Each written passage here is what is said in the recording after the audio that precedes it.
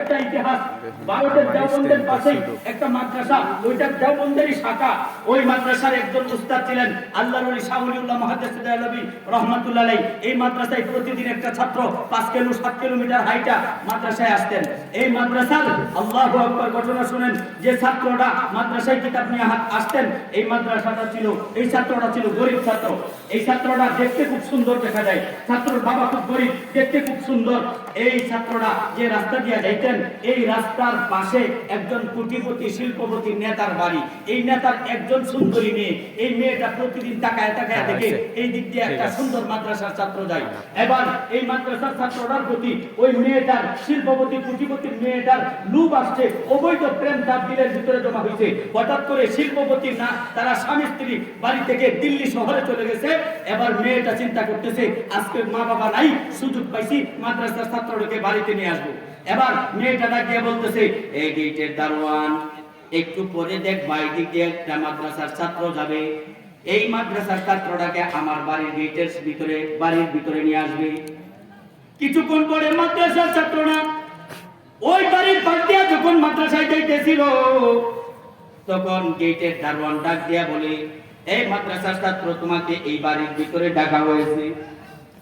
এবার মাদ্রাসার ছাত্রটা বাড়ির ভিতরে যখন ঢুকছে, ঢুকার সাথে সাথে মেয়েটা তার রুম থেকে ডাক দিয়া বলতেছে, ওরে মাদ্রাসার ছাত্র, এ মাদ্রাসার ছাত্র, তুমি আমার ঘরের ভিতরে আসো, আমার ঘরের ভিতরে ঢুকো। মাদ্রাসার ছাত্রটা যখন ঘরের ভিতরে ঢুকছে, মেয়েটা বললো, তুমি আমার রুমে আসো। ওই ছাত্রটা মেয়েটার রুমের ভিতরে গেছে। যাওয়ার পরে মেয়েটা তার জামা কাপড়গুলো খুলে ফেলছে। জামা কাপড়গুলো খুইলা ওই মাদ্রাসার ছাত্রটাকে বলতেছে, ওরে মাদ্রাসার ছাত্র, আমি তোমাকে অনেক ভালোবাসি। এই মাদ্রাসার ছাত্র, আমি তোমার সাথে কথা বলার জন্য অনেক দিন ধরে চেষ্টা করতেছি, কোনোদিন সময় পাই নাই, সুযোগ হয় না। আজকে আমার মা বাবা দিল্লি শহরে ব্যবসার কাজে চলে গেছেন, এই জন্য আজকে তোমাকে আমার বাড়ির ভিতরে আনতে পেরেছি। এই মাদ্রাসার ছাত্র, তুমি আমার চাহিদা পূরণ করো, আমার সাথে তুমি জেনায় লিপ্ত হও, আমার চাহিদা তুমি পূরণ করো। এবার মাদ্রাসার ছাত্র বলতেছে, হে বোন, তুমি কি বলতেছো? আমি তো এমন কাজ করতে পারি না, এমন নাফরমানি করতে পারি না, আমি জিনা করতে পারবো না।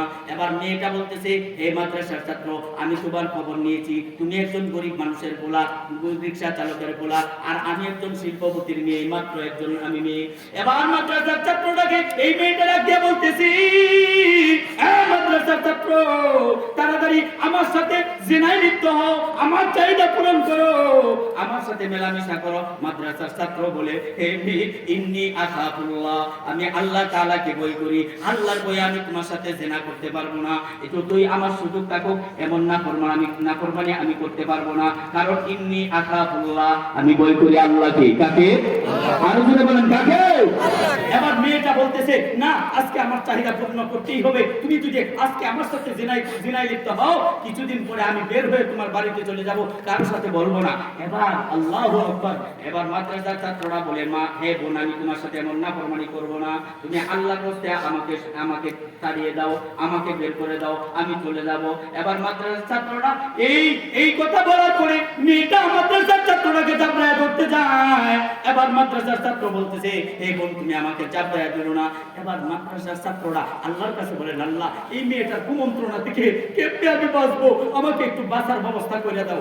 এবার তার মেধায়, তার মাথায় একটা ব্রেন আল্লাহ তাআলা কুদরতি ভাবে ঢুকায় দিয়েছেন। এবার মাদ্রাসার ছাত্রটা মেয়েকে ডাকিয়ে বলতেছে, এই মেয়ে, তোমার চাহিদা আমি পূর্ণ করব, তবে আমার একটু কাজ বাকি আছে, আমার টয়লেট করার দরকার, ইস্তেঞ্জা করার দরকার, পায়খানা করার দরকার, আমাকে টয়লেট দেখায় দাও। এবার মাদ্রাসার ছাত্রটা এই কথা বলার পরে মেয়েটা বলতেছে, এই যাও, ওইতে টয়লেট আছে, ওই টয়লেটে যায় তাড়াতাড়ি টয়লেট সাইডা আমার সাথে আসো, আমার কাছে আসো, আমার চাহিদা পূরণ করো।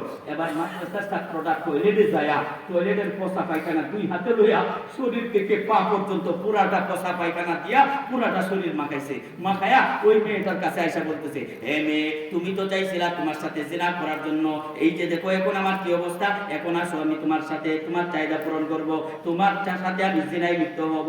এবার মেয়েটা বলতেছে, এই ফকিন্নির পোলাকে অনেক বড় অফার দিয়েছিলাম, তাড়াতাড়ি আয়, তাড়াতাড়ি আয়, এই বেকুবটাকে আমার বাড়ি থেকে বের করে দিই। এই কথা বইলা আল্লাহু আকবার, মেয়েটা মাদ্রাসার ছাত্রটাকে ঘাট ধাক্কা দিয়ে বের করে দিল। গেটের দারোয়ান বাড়ি থেকে ঘাট ধাক্কা দিয়ে মাদ্রাসা থেকে বের করে দিল। এবার মাদ্রাসার ছাত্ররা গেটের বাইরে যায়, রাস্তায় যায় চিন্তা করতেছে, আমি তো আমার উস্তাদের মুখে শুনছিলাম একদিন যদি সবকে উপস্থিত না থাকা যায় 40 দিনের বরকত নষ্ট হয়ে যায়। না না, আমি 40 দিনের বরকত নষ্ট হতে দিব না। আমি মাদ্রাসায় যাবো, কিন্তু এই শরীরের পচা পায়খানা নিয়ে কেমনে মাদ্রাসায় যাবো? হাই হাই হাই হাই, শীতের মৌসুম, রাস্তা দিয়ে গেলে জনগণ জিগাবে কিরে তোর এই অবস্থা কেন? তখন আমি কি উত্তর দেব?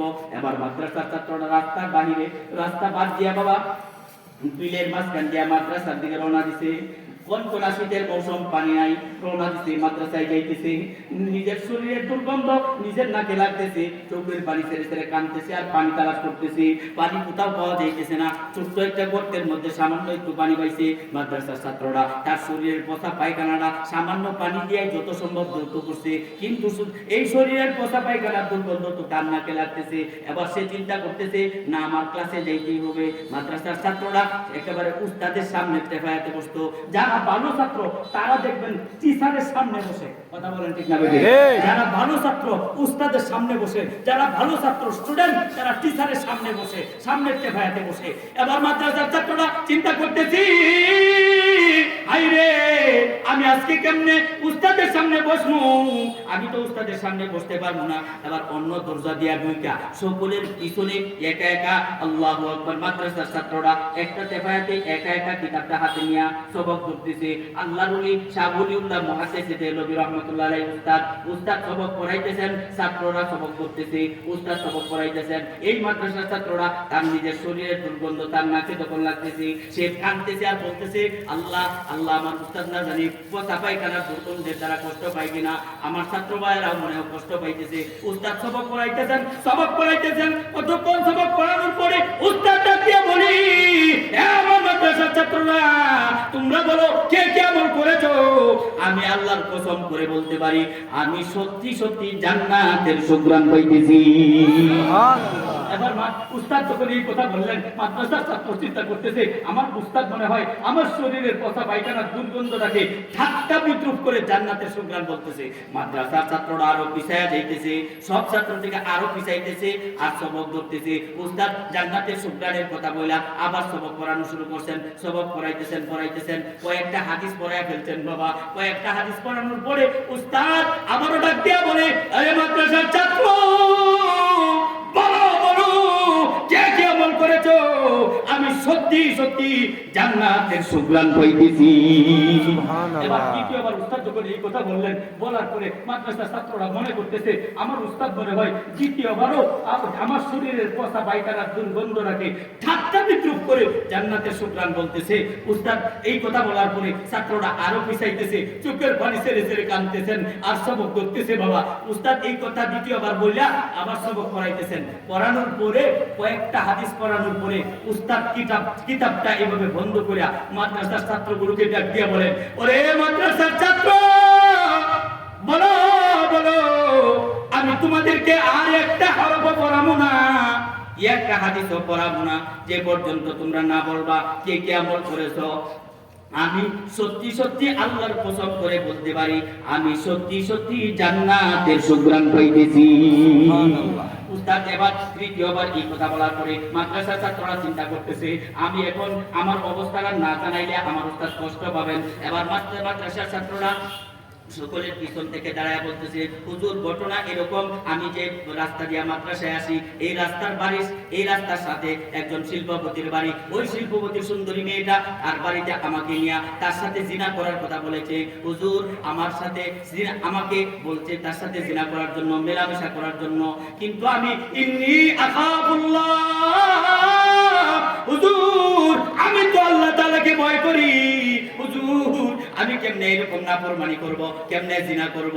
আল্লাহ এই মেয়েটার সাথে আমি জিনা থেকে বাঁচার জন্য আমি টয়লেটের কথা বললাম, পায়খানার কথা বললাম। এবার মেয়েটা টয়লেট দেখানোর পরে আমি টয়লেটের পয়সা পায়খানা দিয়া পুরাটা শরীর মাখাইলাম। মাখায়া যখন মেয়েটার কাছে আসলাম, মেয়েটা আমাকে ধাক্কা দিয়া বের করে দিল। হুজুর আমি এমন কোনো পানি পাইলাম না, আমার শরীরটা ভালো করে ধৌত করব, সাবানও পাইলাম না। যতটুকু সম্ভব অল্প পানি ছিল, অল্প পানি পাইছিলাম।